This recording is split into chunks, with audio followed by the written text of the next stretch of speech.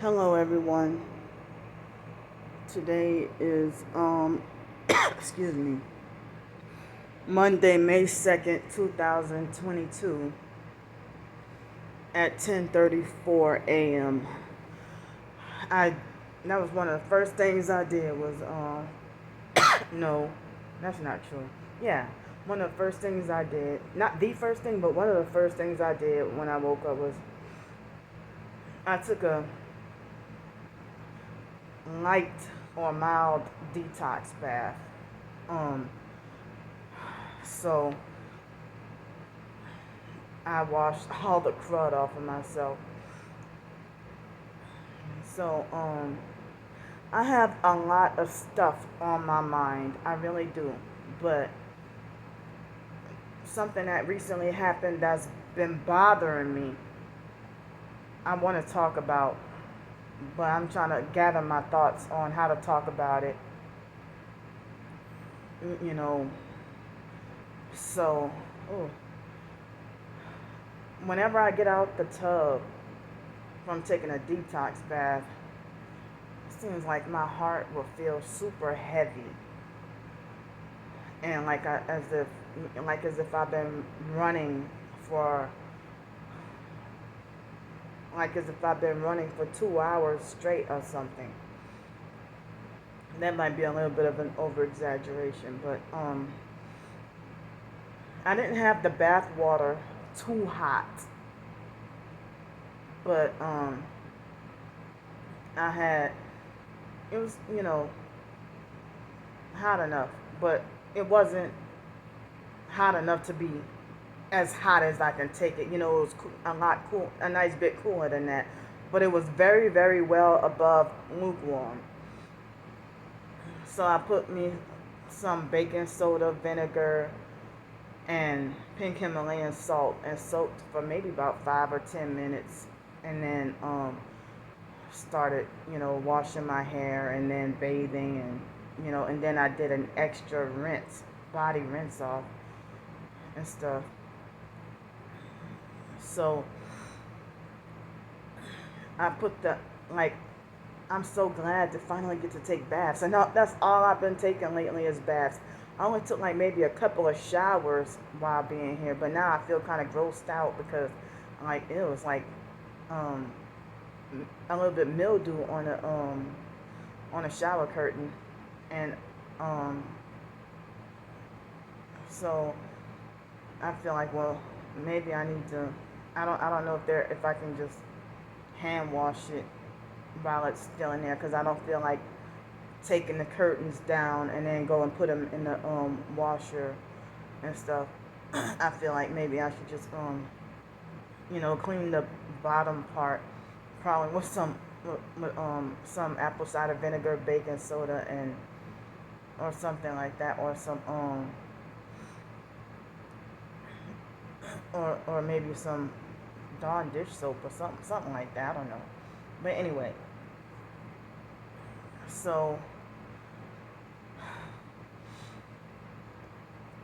I'm feeling like, well, I can't wait till tomorrow to get paid, the Social Security check. But then again, I'm not looking forward to it because it's the same, like, every month. And the moment I get it, the moment it's gone, because, you know, especially if I had to stay here. But I don't know what I don't know what is going to happen later on this week. Um, I don't know what's going to happen later on this week. So I may not have to ask for any help. I may, supposed to go stay by somebody. I don't know. But I don't know if that's going to work out or how that's going to work out, or, I don't have a final answer yet. But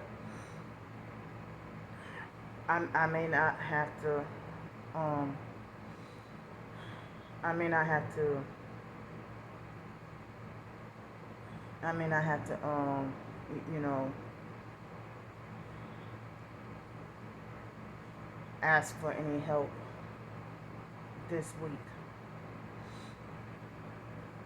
So yeah, so I mean, I always do a diary. Lately I've been doing like a daily diary and stuff like that. Of like yeah, I mean, it's like a daily diary. That's like, but it's like open, cause like, um, for me to like, I guess it's part of my targeting for me to like document every day in a video my like what happened, with my sleep, or documenting where they hit me in an energy weapon. I mean, they hit me in the right ear with the energy weapon. What am I? They hit me in the right ear with the energy weapons at such and such time, or if they vibrated me, and that's what they did last night. So yeah, that's a document. Throughout the night, they vibrated me, and I couldn't go to sleep right away. And it took me a while to get to go to sleep. And the last 3 or 4 nights, I was doing a lot of twisting and turning. And so, yeah, last night they definitely vibrated me. And now they vibrated my left foot. So, they vibrated my left foot. And right now they're vibrating my left foot. So,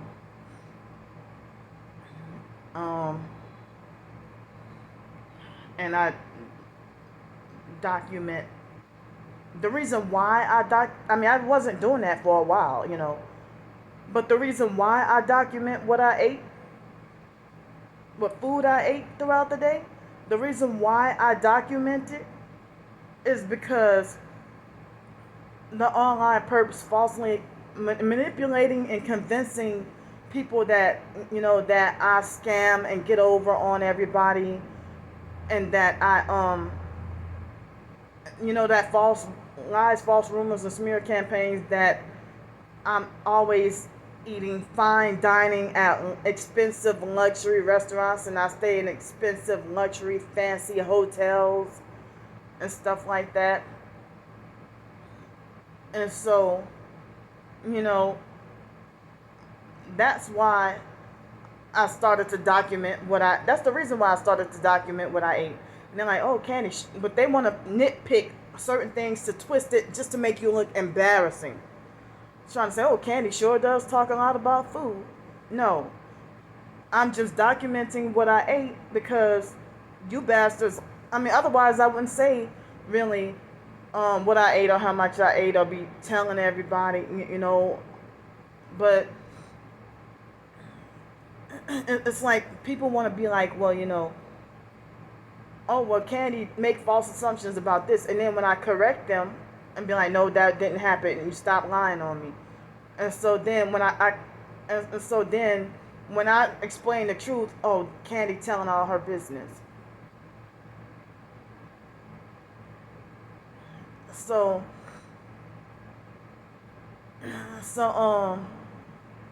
you know so I mean, it's like, so I mean, like yesterday, I just ate twice yesterday, throughout the day. And so I don't be going and eating all day every day like a pig, like the online perps want to falsely assume that I'm just greedy and just eat all day. So I document my sleeping habits, or it ain't a habit because it ain't really a choice when you're targeted. So if I document, if the perps falsely accuse me of eating lavish and fancy and expensive restaurants, and I document, oh, well, no, I don't be eating at fancy restaurants. I ate like beans and rice at a Mexican restaurant with free tortilla chips, and that was, the beans and rice together was $3.99 plus tax. I don't even say much the price or anything. Y'all know that beans and rice, black beans and rice or whatever, Y'all know that beans and rice, like at Mexican restaurants, beans and rice with a little bit of cheese on it, and free tortillas and some salsa. You, you know, y'all know that that's not all that expensive. It's not like it costs $30. But I've had plenty of times when I've had to eat like that for dinner or something. Or, if I eat like just a bowl of cheese grits, and that's my doggone breakfast, or my lunch would be, you know, if I would have like beans and rice maybe or something for lunch, or, if I might have grits for breakfast and maybe a small bowl of fruit. And at the rich downtown restaurants, that's like overpriced to have like a small bowl of fruit for $3, and all you get like is a couple of little pieces. Like you might get 5 grapes and 2 strawberries sliced in half, and maybe like 4 blueberries in a tiny little bowl for $3. At when I had to be homeless on the streets, and I can't really carry stuff around because if I look obvious homeless and then get banned from restaurants and stuff, and I don't have anywhere to store anything. Like say if I were to be homeless on the streets and buy, um, you know, a little bag of grapes, then most of it I would have to throw away because it would perish and go bad. But if I carry around, cans of food, you know, that'll be like so heavy, and I don't have anywhere to store it or whatever. And then if I go to the grocery store, you know, people would think I'm a nuisance or somebody weird because it's okay for a normal person to go to the store every day, but if they catch you like going to the grocery store every day, and you have that obvious homeless look, you get banned. Like with fake Everman downtown, I was going there every day. So my homeless street life here is different from New Orleans because in New Orleans I was allowed to store food, non-perishable food in my storage unit. They okayed for me to do that. But here, I couldn't get any other company of storage unit. And, I had just got here and I'm like, well, damn. You know, I didn't even know because I was trying to call around in many storage units to try to say, well, you have to have a permanent address in order to get this storage unit, or you have to have, you can't have this storage unit unless you have a family member. I'm like, hell no, I don't trust none of my damn family. And then they're not up here, and they don't come here anyway. None of them coming over here to Pensacola. None of them. And they ain't even trying to. Nobody came out here. Nobody cares to come out here to come see me. And as narcissistic as they are, they'll take it upon themselves to, get rid of my storage unit against my consent, or throw out whatever, go in there and access it and snoop through all my belongings and throw out, just dog over me and disrespect and abuse me. So I can't have no, they tried that with me a couple of times, even in New Orleans. I protested and put my foot down. I said, I don't really have any family. Because that ain't no kind of family to do that, They'll respect other family members. But, family members that will snoop through all my stuff.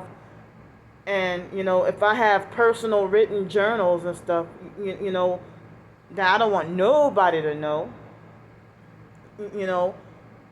or something like that, and they, use it as a weapon against me, or something like that, So, so it's like, so I mean, yeah, I mean, it's so, I mean, I'm glad. I mean, cause like, in my hometown, New Orleans. I mean, as I say, I was able to just, and even though with my OCD, I have difficult. I don't even like riding the dog on buses. I really hate riding those buses. Public transit and city buses, because they're dirty buses with dirty people. So I just really don't feel comfortable. And I feel like it's one of the biggest traumas to be forced homeless and targeted when you got OCD. So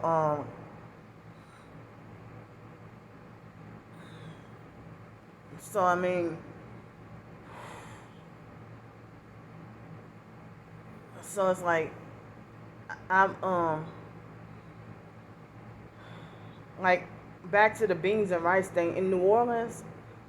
Let's see. I think I used to be able to get like two little cups of red beans and rice for $5. It was red beans, rice, and sausage. But you come out here to Pensacola, they want to make New Orleans style red beans and rice for like $10 or $11.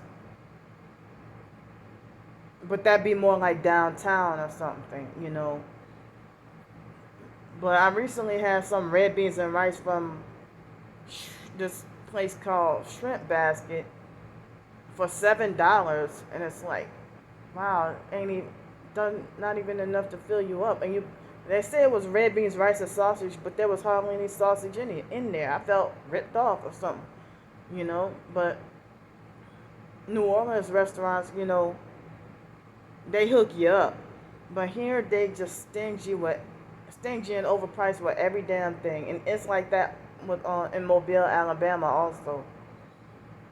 So so I mean, I already told y'all about being like when I would be on the streets, I would have to be forced to eat out at restaurants, but I try to find like something $5 or $10 per meal or whatever. And so I also, while I'm eating at the restaurant, I can also utilize that time to charge my phone if I need to, and some restaurants respect and know me every day and let me charge my phone as long as I'm a paid customer. And others, if they know I'm obvious homeless, oh, you're banned for life. And speaking of that, fake Everman at through Indeed.com yesterday, fake Everman trying to suggest that I work for them. I'm like, I figure you perping me, y'all perping. That's part of the gang stalking, because it seems like as if it's rubbing in my face or trying to tease me or something. That's perping because, um, I'm wrongfully banned and not allowed to set foot in any of their locations for the rest of my life just because I was homeless. Now, what if I do go back, to New Orleans and stabilize a place to live, and I can't even go back to Everman and go shop there or buy any of their overpriced products. Um, even after I have a stabilized place to live. But the biggest permanent crime is for me to be homeless. Now, at first they said that I was only banned for 1 year. So I never just loitered around there. I always bought me something to eat. Really, pretty much. Except that one time I was just trying to stay out of the rain and the horrible bad, like thundering and lightning and tornadoes, bad weather and stuff. And I was sleep deprived and didn't realize I dozed, that I was like, not totally sleeping, but like fighting sleep and fighting against dozing off. And I had a big situation with that. It's like when people call the police on me, the police, they come there like they're like multiple police, 6 police cars or something within 30, sometimes 2 or 6 police cars within 30 seconds of somebody call the police on me. But if I call the police on somebody, Oh, ain't nobody gonna take me seriously. They take a long time to come, sometimes hours. So no matter how petty the complaint, somebody called the police on me, boom, they're there, and it pretty much like as if they were right around a corner or something. They come there in a flash. Or if I have a medical emergency, they take an eternity to come. But other people's emergencies, they're there in a flash. Taken seriously, you know. So, oh man, something kind of light in my eye. So I mean, but me being in a motel or a hotel or something, if they got a refrigerator, sometimes I've been in certain motels where or a hotel or motel where they be like what Red Roof Inn or something. They will have like they want you to pay even extra for a room with a refrigerator and microwave. So it's like, well, I mean, I would have no choice but to eat out or order food or something like that. But at the other motel, Publix was right across the street, so I just about mostly never had to order any food. But here, I would have to you know, order well, not have to, but you know, sometimes when I just don't feel like being perped, you know, perped on my going to the grocery store and taking the dirty buses and stuff. I try to, you know, if they might have a deal with free delivery fee or whatever, you know, if I might order like $50 worth of groceries like I did this past weekend. And I guess I couldn't get stuff as healthy this time, but I guess it's able to stretch me until like Friday, but then I may have a little bit of food left over. But before then, like the week before, you know, it's like I only had 3 days worth of food, and then it's like I was doing bad food wise. But now I'm finally like I'm feeling like I'm good. But if I go, you know, back to New Orleans this weekend or whenever, I don't know what day it will be. But, you know, I would have to be, you know, Friday would be my last day. But Thursday probably would be cutting it short. But I guess it would have to be Friday. And I know I couldn't stay here past Friday because then, you know, I would have to pay more, shell out more or something like that, you know. But I don't know. I'm going to try, you know, trying to work things out. I don't know, but I'm feeling really scared and nervous though. But I'm wrong for being scared, you know, wrong for talking about being scared of things, you know. But I forgot that, you know, I know that I had 2 strokes when I was 5, and I had bust my head wide open when I was like 2 years old or something, and I had to get stitches. And they said I was 2 years old and had I forgot all about that. They said in records that I was 2 years old and had a infection, like an ear infection that traveled to my brain and almost killed me. I didn't even, I mean, I forgot about the foster mom or somebody saying that, or it probably was written in my medical records or something like that. And then being abused in a cult and stuff like that, and they say cults rewire the brain, and so people suspect I might have Asperger's syndrome. So people wondering why are you so hyper. They think what the hell is wrong with you that everything triggers you, or you hypersensitive to everything, and then they get frustrated and disgusted and want nothing to do with me. and I got Tourette's and all that stuff too. You know, but some people make it like as if because, well, y'all get y'all emotional support to deal with trauma. People will listen to y'all and take y'all seriously, but I'm just forced to be punished with, battling my targeting or battling everything alone. And it seems like you can't even tell anybody what you've been through because then they're sadistic and stab you in the heart even harder.